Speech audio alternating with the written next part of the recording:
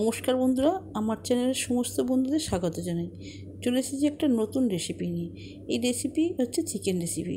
এরকম আমি অনেকবারই চিকেন রেসিপি বানিয়েছি, কিন্তু এইভাবে এইভাবে রেসিপিটা বানাইনি। তোমরা প্রথম থেকে শেষ পর্যন্ত অবশ্যই দেখো। প্রথমে আমি টক দই মিশিয়ে নিচ্ছি পরিমাণ মতো। ভালো করে বেশ টক দইটা মিশিয়ে নিলে না এই চিকেনটা খুব নরম হয়, খেতেও ভালো হয়। সেই জন্য আমি একটু বেশি করে টক দই মিশিয়ে নিচ্ছি। টক দইটা মিশিয়ে নিচ্ছি, নরম হবে আর টেস্টি হবে।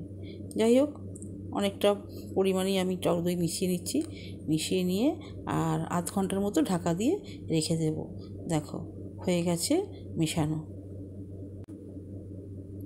এরপর আমি আধ ঘন্টার মতো ঢাকা দেবো। তারপর আমি আধ ঘন্টা হয়ে গেলে আমি অন্যান্য উপকরণগুলো মেশাবো। দেখো, এদিকে ভাত তো বসিয়েছি, হ্যাঁ। আর এই যে ঢাকাটাও দেখো, দিয়ে দিলাম ঢাকাটা। তো ঢাকাটা খুলে এবার আমি কিন্তু আধ ঘন্টা হয়ে গেছে, আমি হলুদ দিচ্ছি। কালারের জন্য তো চিকেনের কালার করতে হবে, তো আমার তো খেতে ভালো লাগে। লঙ্কা গুঁড়ি দিলাম, দিয়ে আবার ভালো করে মিশিয়ে নেবো। আর দিলাম হচ্ছে আদা বাটা। আদা বাটাটা হচ্ছে চিকেনের মেন উপাদান। আর কিছু তোমার থাকুক আর নাই থাকুক, রসুন আর আদা। এই যে রসুন দিয়ে দিলাম আর আদা দিয়ে দিলাম। এইবার ভালো করে মিশিয়ে নিয়ে আর রেখে দেবো 10 মিনিট থেকে 15 মিনিট।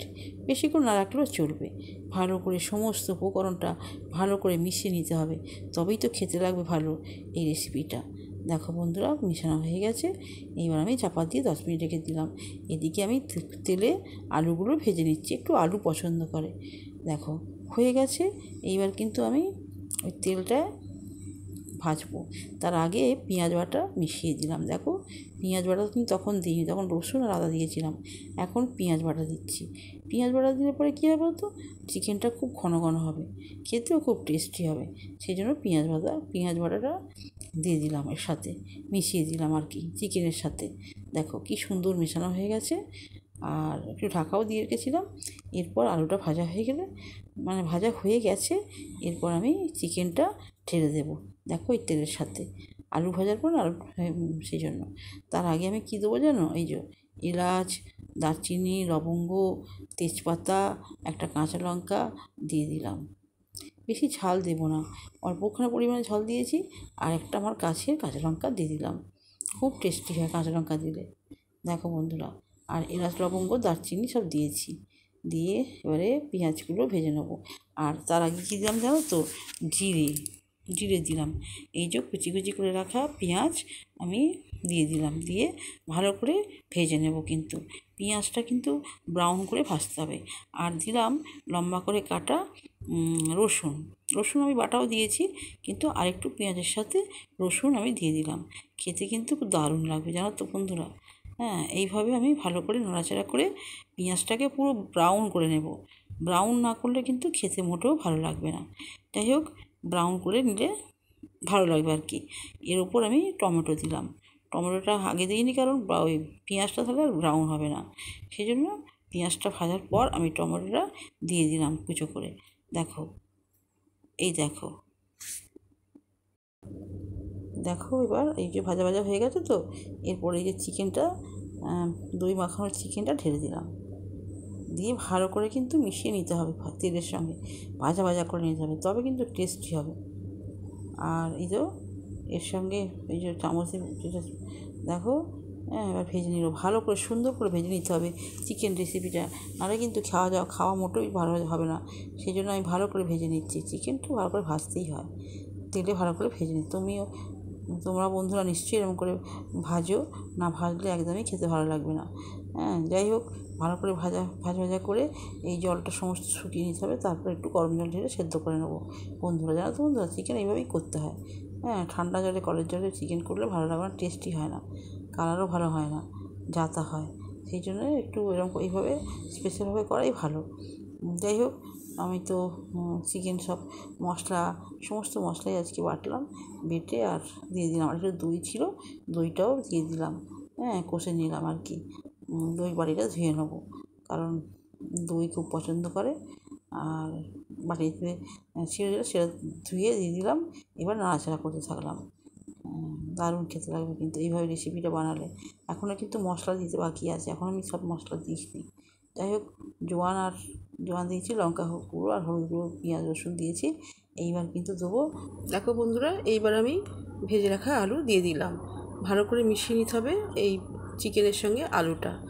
আমরা একটু আলু দিই, কেন আলুটা পছন্দ করি, হ্যাঁ, সেই জন্য আলুটা একটু মিশিয়ে দিলাম চিকেনের সাথে। এইবার ভালো করে ভাজা ভাজা হয়ে যাবে। তারপর এখনও বাকি আছে মশলাটা দেবো। দেখো, আদা বাটা তো দিয়েছি। এরপর দেবো আমি এই যে একটু গুড় দিলাম, চিনির পরিবর্তে একটু গুড় দিলাম। গুড় দিলে একটু টেস্টিটা বেশি ভালো হয়। চিনি বাড়িতে নেই, সেই জন্য আমি গুড়ই ব্যবহার করি রান্নার কাজে। দিয়ে ভালো করে মিশিয়ে নিলাম এবার গুড়টা দিয়ে। দেখো এবার কী দিচ্ছি বলতো, নুন স্বাদ আনার জন্য। নুন তো দিতেই হবে, তাই নুন দিয়ে দিলাম। দিয়ে ভালো করে মিশিয়ে নেবো এবার, আরও একবার মিশিয়ে নিচ্ছি। এরপর আরও মশলা বাকি আছে, সেই মশলাগুলো একটু দিতেই হবে। যে মশলাগুলো দিলে ভালো লাগবে সেই মশলাগুলো আমি দিচ্ছি। দেখো, অন্য কিছু নয়, খুব অর্ডিনারি মিষ্টি। এবার আমি কিন্তু গরম জলটা দিয়ে দিচ্ছি।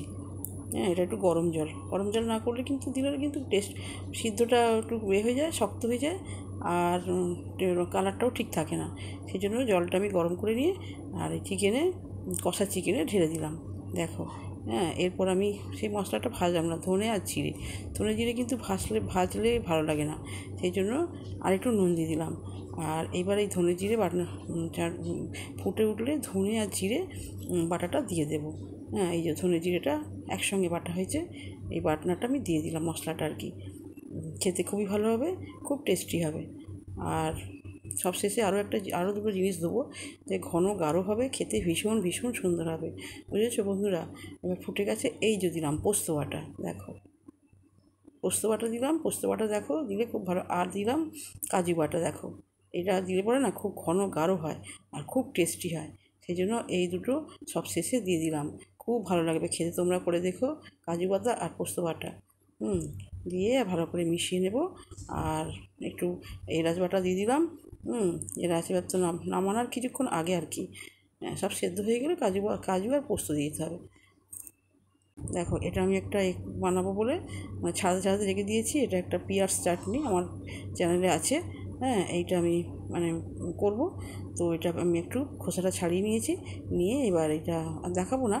হ্যাঁ, ততক্ষণ এটা ফুটছে, সময়টা নষ্ট করবো, সেই জন্য আমি এটা ওই নাশপাতিটা আর কি একটু গ্রেট করে নিচ্ছি। দেখো, এই যে গ্রেট করে নিলাম, এটা চাটনি বানাবো, চিকেন আর নাশপাতির চাটনি। দেখো, এবার আমি ভাত রেডি করছি, ভাত রেডি হয়ে গেছে। তো এই যে এক টুকরো লেবু নিয়েছি, আর এই যে দেখো